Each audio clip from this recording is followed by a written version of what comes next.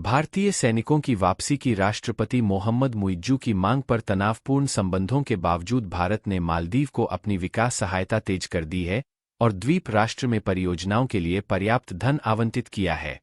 जैसा कि वैश्विक शक्तियां हिंद प्रशांत क्षेत्र में प्रभाव के लिए होड़ कर रही है, भारत और चीन ने मालदीव को अपने साथ लाने की कोशिश की है,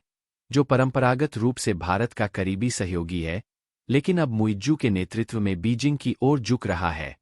भारतीय अधिकारियों और सरकारी दस्तावेजों के अनुसार नई दिल्ली ने मार्च में समाप्त होने वाले चालू वित्तीय वर्ष के दौरान मालदीव में परियोजनाओं के लिए लगभग 7.71 बिलियन रुपए $93 मिलियन वितरित किए हैं, जो इसकी शुरुआती बजटीय राशि से लगभग दोगुना है।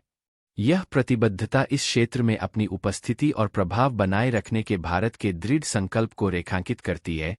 भले ही द्विपक्षीय संबंधों को चुनौतियों का सामना करना पड़े। देश की इंडिया फर्स्ट नीति से हटने की मुइज्जू की प्रतिज्ञा और लगभग 80 भारतीय सैनिकों को हटाने के उनके आह्वान के बावजूद भारत मालदीव के साथ विकास सहयोग की अपनी प्रतिबद्धता पर कायम है। नाम न छापने की शर्त पर एक भारतीय अधिकारी ने पुष्टि की कि विकास पहल निरंतर जारी है, परियोजनाएं त्वरित गति से आगे बढ़ रही है, जिसका श्रेय भारत से बढ़ते फंडिंग आवंटन को जाता है। प्रमुख परियोजनाओं में माले में सड़कों और पुलों जैसे बुनियादी ढांचे के विकास के लिए $500 मिलियन का प्रयास, साथ ही भारत से ऋण की सहायता से सुदूर द्वीपों में हवाई अड्डे के बुनियादी ढांचे में निवेश शामिल है। हालांकि भारत की यात्रा के बिना मुइज्जू की हालिया बीजिंग यात्रा मालदीव की विदेश नीति में बदलती गतिशीलता को रेखांकित करती है। हालांकि भारत और मालदीव मई तक भारतीय सैनिकों के स्थान पर नागरिक सहायता देने पर सहमत हो गए हैं, लेकिन चीन के साथ मालदीव के बढ़ते जुड़ाव पर चिंताओं के बीच तनाव बना हुआ है।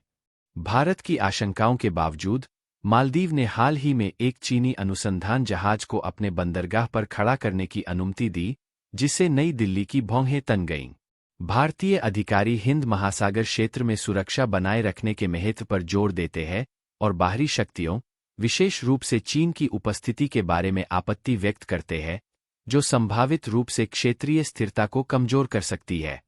मालदीव में भारत का निरंतर निवेश चीन के प्रभाव को संतुलित करने और इंडो पैसिफिक में अपने हितों को बनाए रखने के लिए इसकी रणनीतिक अनिवार्यता को दर्शाता है।